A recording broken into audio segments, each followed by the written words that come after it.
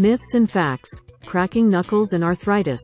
Myth: many have heard that consistently cracking your knuckles will lead to arthritis in the hands.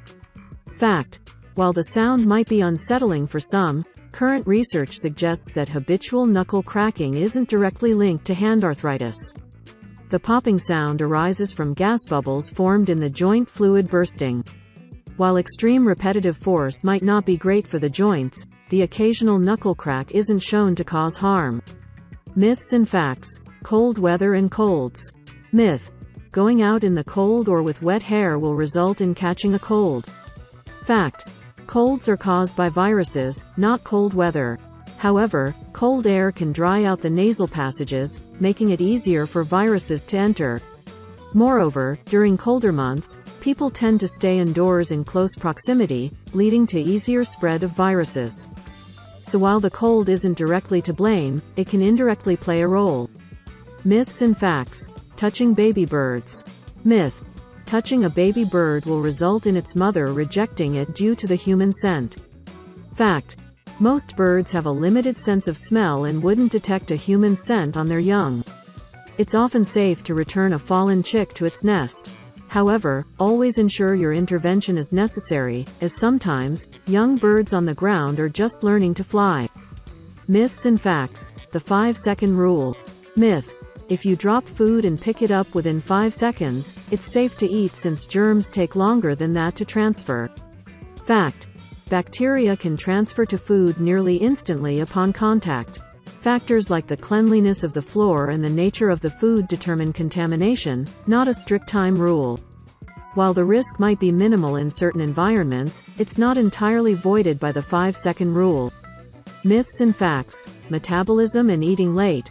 Myth: eating late at night will make you gain more weight than eating the same food earlier in the day. Fact: it's the total calorie intake versus expenditure that matters most for weight gain or loss, not the clock's specific hour. However, late-night eating can be linked to consuming more calories overall, leading to weight gain. It's about the overall eating pattern, not an inherent flaw in nighttime eating. Myths and facts: sugar and hyperactivity. Myth: consuming sugar, especially in kids, results in hyperactivity.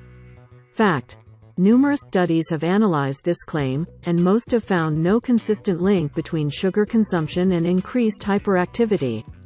What might sometimes appear as sugar-induced energy bursts could be the result of the excitement of events where sugary treats are often consumed, like parties.